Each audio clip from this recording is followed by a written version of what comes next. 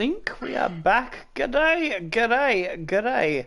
Welcome back to episode 25, part fucking 2. I'll put the thumbnail on in a moment. I'll put the same thumbnail on, but I have to put part 2 on it. We do have a special guest, Tomasi. We were just about to start I think it's the 5th game we're in now. Yeah. You was in the middle of a story about your sister in uni, so pick it up as best as you can while I'm doing the blurb and stuff in the background.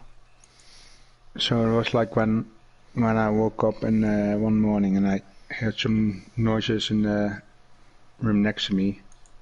So that was my sister and someone else. I won't get into details. Yeah, they were doing they were doing the horizontal hokey pokey. In other words, yes? Something like that. I got up, I got out of my room and stood in front of the door, so to listen more closely. Probably shouldn't have done that because I already knew what was happening. Yeah. So but I have a feeling who it might have been. And now, a few weeks ago, she said she had a boyfriend, and it was that guy from her party who she introduced like a friend. But I thought she was more than just a normal friend. So, and I kind of have a feeling it was him also in the room. So that's awkward. So now I'm in a few weeks we're gonna go back to Amsterdam to my parents and I, and going over there and to meet him. But I'm gonna ask him because he's not from the south here. I think he's from somewhere near Amsterdam, and ask him if he's ever celebrated Carnival. So I'll see what his answer is. So it could be really awkward if he says yes this year. Oh.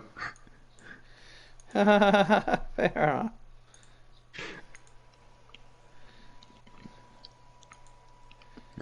So yeah. It might get a bit awkward. What if he says no then? Yeah. Okay. Fair enough. True. That would be interesting. And I've got the thumbnail part 2 up and running. Alright, yes, welcome back, PB the Slayer.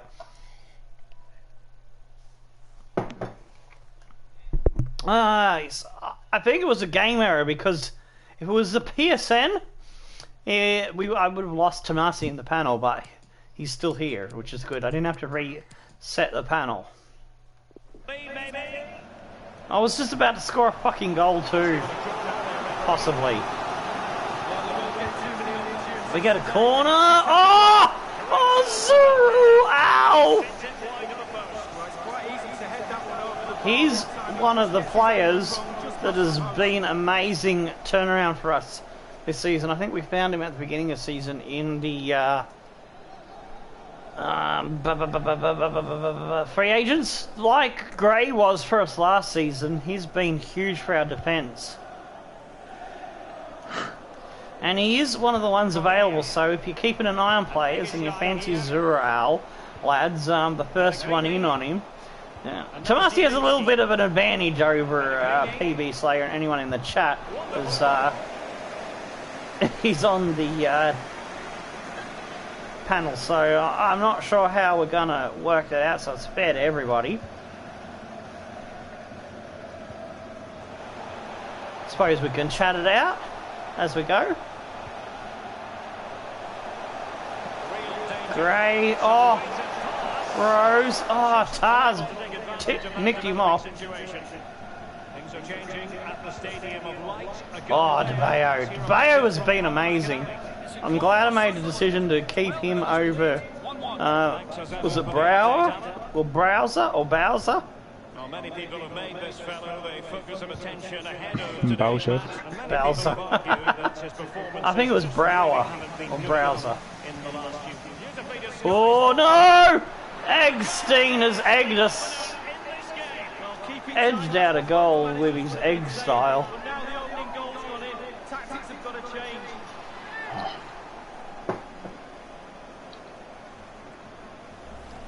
Top marks, finishing at his best. Lovely through ball as well. The timing was perfect. Excellent finish.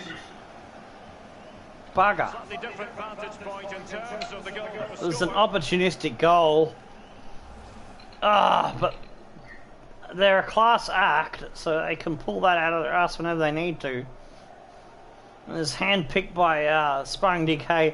There was 2 Augustines and 2 Carrays, so I didn't know which one, because I don't think he gave me full names. I had to like take a guess. So I gave him both Carrays and both Eggsteins.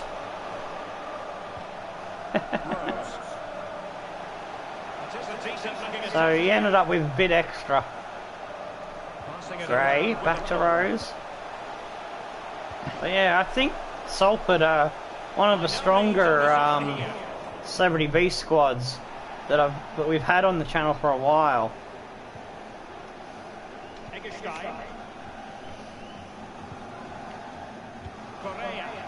Sparring DK has got a knack for picking players that will grow into something great instead of some of the other YouTubers and content creators that have gone for bigger names.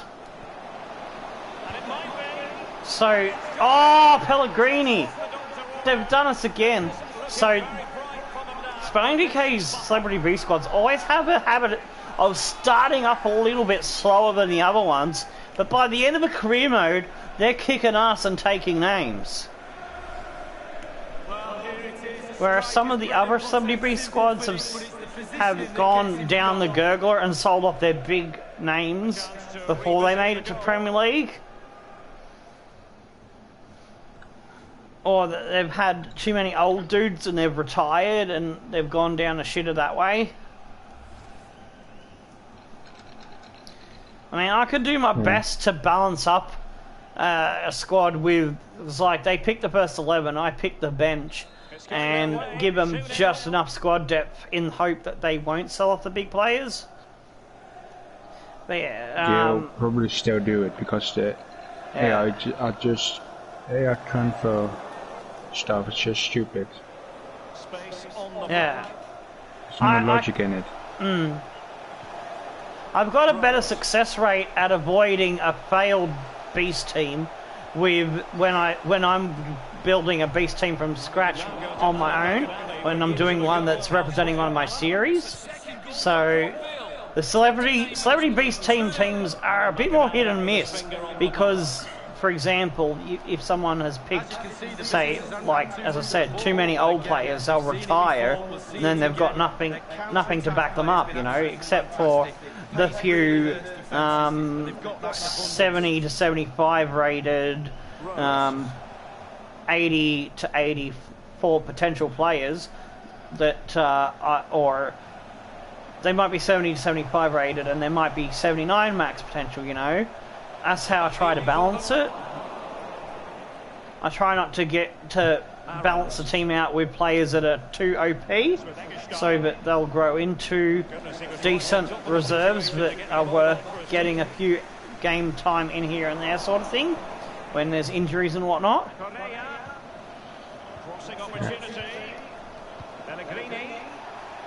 But yeah, when I build a... Oh, fuck me! Now see why these dudes are still in the single digits for goals scored against them. They're on another planet.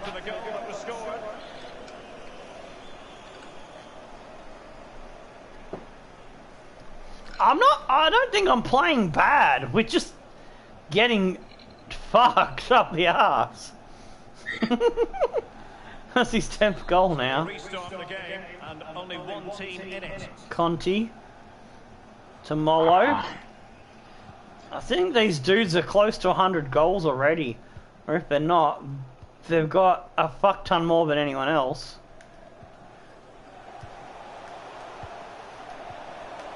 Oh, they're just too good.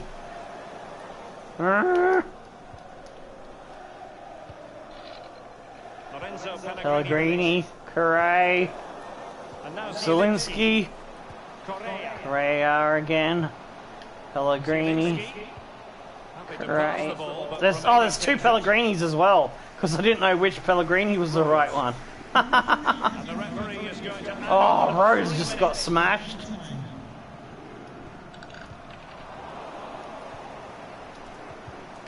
Oh, my days. They're just everywhere. Eggstein. Oh, that would have been through for a goal if I hadn't have destroyed him. Oh, we're saved by the half-time bell. How many do you think they're going to rinse us by now? They're going to double it to 6? Yeah, losing a game is bad enough, but he's not Yeah, helping his team no, out at all. maybe 5. Lack of imagination, too easily marshalled by the defence. He's not worked the keeper at all. I reckon they're either going to add one more or they're going to double it. So I'm in two minds whether it goes to 4 or 6. But I'm hoping we can get one back, dirty a clean sheet.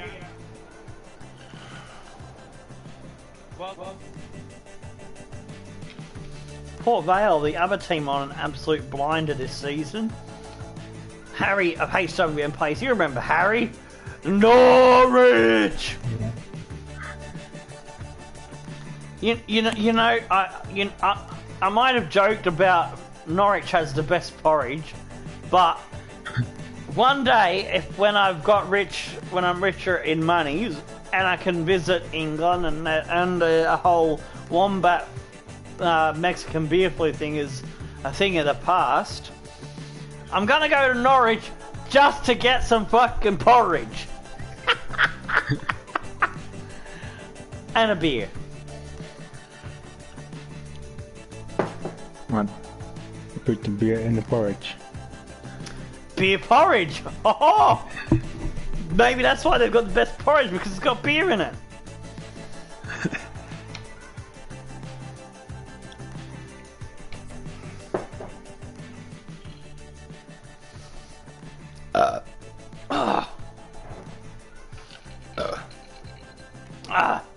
Why did my airways have to pick a drinking stream day to be blocked up? Because you've probably noticed how I'm struggling with trying to scull more than a little bit at a moment, a little bit at a time. Yeah. I have to stop drinking just so I can breathe. Because I'm having trouble breathing through my nose when I'm drinking. So yeah, my allergies have been a bit wonky today.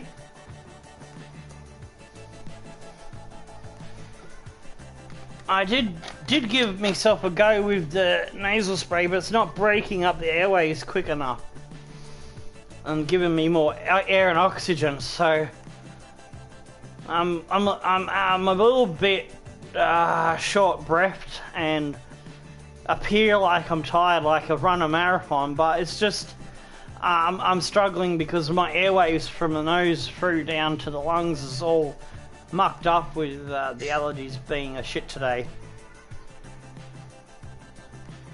Oh yeah. I'm gonna try to get drunk. I haven't let that stop me in past episodes where I've had this problem. Because yeah, I think I've had more drinking episodes with the allergies making me slower at drinking than I've had ones where I've been able to breathe easily and I've been able to chug a whole fucking mug, you know? Yeah. It's a frustrating side effect, but it is what it is, so we muddle our way through. And so the second half commences here. So I try to take a full breath, and I just can't get a full breath. All their time if they have designs on a comeback. Correa. So yeah, it's not fun when you're trying to sleep and you wake up because you can't get oxygen in. Yeah, that's never Had good. that many times. I had to wake up, and this might sound a bit gross, but the fastest way to unblock things to be able to breathe again, because I get unnatural growth of boogers and crap in my nose system because of the allergies, and if I don't want to like have a problem where I'm not breathing at all, I have to shove my finger up the fucking right or left nose, whichever the one that's blocked the most, and fucking rip that shit out, and then I can fucking breathe again. Because it's like having a plastic bag over your face and someone's trying to fucking kill you by asphyxiating you. That's kind of the feeling that I wake up to. So yeah, it's a necessary evil. It's a necessary gross thing that I have to do sometimes, not all the time, just when it's really fucking bad.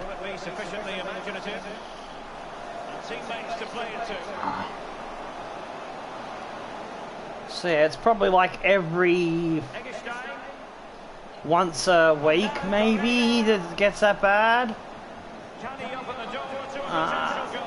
Yeah, it's not that often, so I hate it, man. I fucking do. Fucking dust mites. Little microscopic, can't fucking see them little cunts eating at your skin and sitting and shitting in your dust piles in the corner till you vacuum the bastards up and yeah.